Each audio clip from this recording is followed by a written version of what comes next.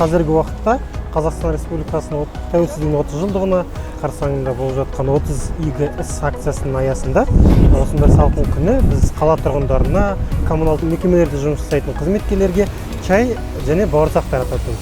Шай, яғни осындай суық күнде күндерін жақсы күн тілеп, жұмыстарына жақсы тілеп және жылынып алу үшін. Алдағы уақытта акция, яғни күн жылығанға дейін жалғасатын болады. Осындай уақытта күнде адамдарға жақсы көңіл сыйлауға тырысамыз. Насколько я знаю, эта акция как старая добрая традиция, и зимой она проводится довольно-таки часто.